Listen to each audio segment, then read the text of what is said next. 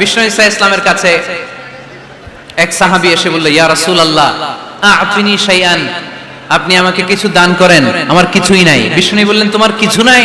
সাহাবী বললেন, ইয়া রাসূলুল্লাহ ঘরে আমার শুধু দুইটি জিনিস আছে। কয়টা? চিল্লায় বলেন কয়টা?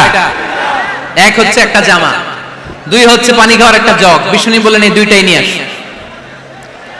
বিশ্বনবীর কথা শুনে ওই সাহাবী ঘর থেকে জামা নিয়ে আসলেন, পানি খাওয়ার জগ নিয়ে আসলেন। বিশ্বনবী সাল্লাল্লাহু আলাইহি ওয়াসাল্লাম ওনার মুবারক হাত দিয়ে এক হাতে জামা ধরে আরেক হাতে পানির জগটা ধরে সাহাবীদের দিকে উদ্দেশ্য করে বললেন, মাইয়াশতারি হাদাইন, এই দুইটা জিনিস কেনার মতো কে কে আছে দেখি? কয়েকজন হাত তুললো। বিশ্বনবী বললেন, কত দিয়ে কিনবা? এক সাহাবী বলে, ইন্নী আশতারিহিমা বিদিরহাম, ও নবী যদিও এগুলো আমার দরকার নাই, কিন্তু আপনি যেহেতু নিলামে ডাক তুলেছেন, ইয়া রাসূলুল্লাহ ইয়া হাবিবাল্লাহ, আপনার সম্মানে আমি 1 দিরহাম দিয়ে দুইটা জিনিস কিনে নেব। 1 দিরহাম, একটা জামা, একটা পানি খাওয়ার জগ, দাম কত? 1 দিরহাম। বিশ্বনবী বললেন, না না, 1 দিরহাম তো অনেক কম হয়ে যায়, মাইয়াজিদু আলা যালিক, এর চেয়ে বেশি দামে কে কিনবা? আরেক সাহাবী হাত তুলে বলতে লাগলো, ইয়া রাসূলুল্লাহ ইয়া হাবিবাল্লাহ ওয়া ইন্নী আশতারিহিমা বিদিরহামাইন, আমি এই জামাটার পানি খাওয়ার জগটা 1 দিরহাম নয় 2 দিরহামের বিনিময়ে কিনতে চাই। বিষ্ণু ঈসা ইসলাম ওই সাহাবাকে দিয়ে দিলেন। দিয়ে 2 দিরহাম নিয়ে যে লোকটা ভিক্ষা করতে এসেছিল তার হাতে 2 দিরহাম দিয়ে বললেন, যাও 1 দিরহাম দিয়ে ঘরে খাবার কিনে দিয়ে আসো, আরেক দিরহাম দিয়ে একটা কুঠার কিনে নিয়ে আসো। শুনতেছেন? কি কিনে নিয়ে আসো? কুঠার দিয়ে কি করে? গাছ কাটে। ওই সাহাবী কুঠার কিনে নিয়ে আসার পরে বিশ্বনবী নিজ হাতে কুঠারের মধ্যে একটা কাঠের হাতল লাগাই দিলেন। আল্লাহু আকবার। হাতল ছাড়া কুঠার ইউজ করা যাবে? বিশ্বনবী নিজ হাতে ওই কুঠারের ভেতরে একটা হাতল লাগাই দিলেন আর বললেন, লা উরিদু আন আরাকা 15 আইয়াম, এই কুঠার নিয়ে জঙ্গলে যাও, গায়ে অনেক শক্তি আছে, কাঠ কাটো, এই কাঠ কেটে বাজারে বিক্রি করো, সামনের 15 দিন যেন আমি আমার চোখের সামনে তোমার না দেখি। বিশ্বনবীর পরামর্শ অনুযায়ী কুঠার নিয়ে ওই সাহাবী জঙ্গলে চলে গেলেন। কাঠ কেটে বাজারে বিক্রি করতে করতে 15 দিন পরে 10 দিরহাম নিয়ে বিশ্বনবীর দরবারে হাজির হয়ে গেলেন। 10 দিরহাম নিয়ে বিশ্বনবীর কাছে হাজির হয়ে গেলেন। সাহাবী এসে বলল, ইয়া রাসূলুল্লাহ এখন আর আমার ভিক্ষা করা লাগে না, আমার গায়ে অনেক শক্তি আল্লাহ দিয়েছে, আই এম ভেরি এনার্জেটিক, আপনার দেয়া বরকতের কুঠার দিয়ে আমি কাঠ কেটে কেটে স্বাবলম্বী হতে শুরু করেছি। সুবহানাল্লাহ পড়ে। আমি এখন 10 দিরহামের মালিক। বিশ্বনবী বললেন, লা আইয়াহতাতিবা আহাদুকুম হুজমাতান আলা যাহরিহি খায়রুম মিন আইয়াসআলা শাইআন ফায়ু'তিয়াহু আও ইয়ামনাহু, যাদের গায়ে শক্তি আছে তারা ভিক্ষা না করে কাঠ কেটে পিঠে সেই বোঝা নিয়ে বাজারে বিক্রি করা অনেক ভালো, কারণ কারো কাছে যদি তুমি হাত পাতো সে দিতেও পারে নাও দিতে পারে, আর কষ্ট করলে কষ্ট কোনোদিন বৃথা যায় না। চিল্লায় বলেন ঠিক কিনা? বিষ্ণু ঈসা ইসলামের অনুপ্রেরণায় এই সাহাবা অল্প কিছুদিনের ব্যবধানে স্বাবলম্বী হয়ে গেলেন।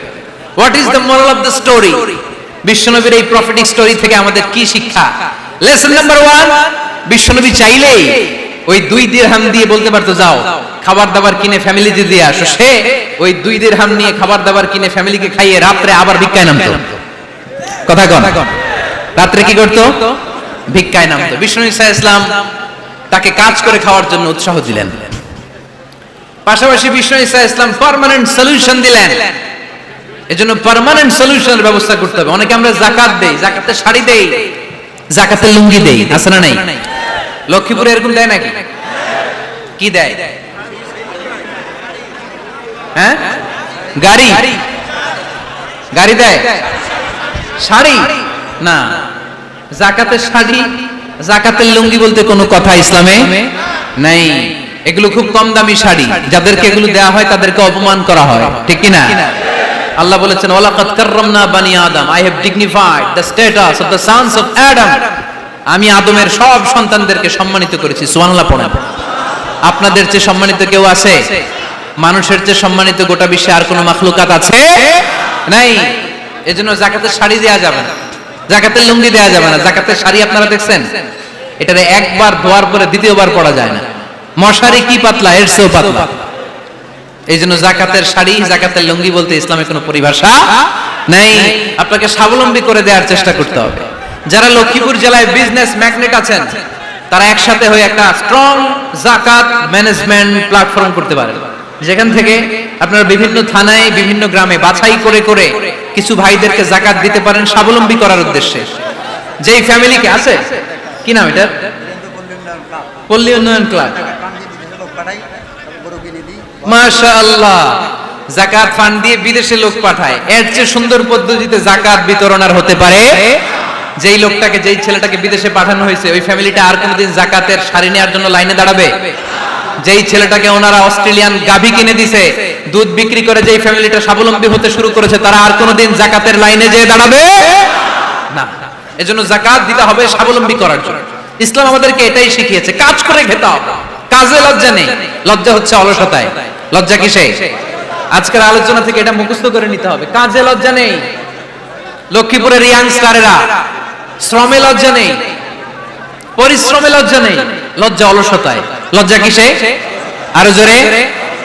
নবীরা কি এমনি এমনি বসে বসে খাইছে? কঠিন পরিস্থিতিতেও নবীরা পরিশ্রম করে উপার্জন করা লেগেছে, ঠিক কিনা? সাইয়েদনা মারিয়াম আলাইহিস সালাম, যার নামে আল্লাহ তাআলা কোরআনে একটা সূরা দিলেন, উনি পৃথিবীতে এমন একজন মহিয়সী নারী, যেই নারীর গর্ভে, যেই নারীর পেটের ভেতরে স্বামীর স্পর্শ ছাড়া সন্তান দিয়েছে কে? সাইয়েদনা ঈসা আলাইহিস সালাম পেটে আসলেন। মারিয়াম আলাইহিস সালাম লজ্জা পেলেন, হায় হায়, কেমন করে এলাকাবাসীদের কাছে আমি আমার মুখ দেখাবো? বিয়ে করি নাই, স্বামী নাই, বিয়ে হয় নাই, স্বামী নাই, কিন্তু পেটে সন্তান চলে এসেছে, হায় হায়, এলাকায় কেমনে মুখ দেখাবো? লজ্জায় পড়ে মারিয়াম আলাইহিস সালাম এলাকা থেকে চলে গেলেন। কি অবাক করা কাণ্ড! বাচ্চা ভূমিষ্ঠ হওয়ার জন্য, বড় হওয়ার জন্য 6 মাস 7 মাস লাগে নাই, পেটে বাচ্চা আসার সাথে সাথে বাচ্চাটাকে বড় করে দিয়েছে কে? সাইয়েদাতুনা মারিয়াম আলাইহিস সালাম এবার বসে পড়লেন, বুঝতে আরম্ভ করলেন প্রেগন্যান্সির পেইন উঠেছে। হঠাৎ করে পেট থেকে বাচ্চা ভূমিষ্ঠ হয়ে যাওয়ার পরে উনি কাঁপতে আরম্ভ করলেন, ক্ষুধার চোটে, খাবার কিছু নাই, সামনে ঝর্ণা, উপরে একটা খেজুর গাছ। সাইয়েদনা ঈসা আলাইহিস সালামকে কোলে নিয়ে মারিয়াম আলাইহিস সালাম মনে মনে ভাবে, হায় রে, কেউ যদি একটু খেজুর পেড়ে দিত, এই ক্ষুধার মুহূর্তে আমি খেজুর খেয়ে পেটের ক্ষুধা নিবারণ করতাম। রব্বুল আলামিন মারিয়ামকে উদ্দেশ্য করে আয়াত নাজিল করে দিলেন, ওয়া হুজ্জি ইলাইকি বিজিযিন নাখলাতি তুসাকিত আলাইকি রুতাবান জানিয়া। কুরআন সাক্ষী, হুজ্জি ইলাইকি বিজিযিন নাখলা, এর মানে হচ্ছে মারিয়াম, কেউ পেড়ে দিবে না, একটু কষ্ট করে হাতটা উঁচু করে খেজুরের ডালা ধরে ঝাঁকুনি মারো, টসটসে কাঁচা পাকা খেজুর নিচের দিকে পড়বে, তারপর তুমি তুলে খাবে। সুবহানাল্লাহ পড়েন। আল্লাহ চাইলে অটোমেটিক্যালি কারামাত হিসেবে খেজুরগুলো নিচে ফেলতে পারতেন না? কথা কোন? খেজুরগুলো অটোমেটিক্যালি নিচের দিকে পড়ছে? পড়ে নাই। আল্লাহ শিক্ষা দিয়েছে, যেই পরিস্থিতিতে থাকো না কেন, তোমাকে শ্রম ব্যয় করে, কষ্ট করে তোমার উপার্জন করতে হবে, রিজিকের বন্দোবস্ত করতে হবে। চিল্লায় বলেন ঠিক কিনা?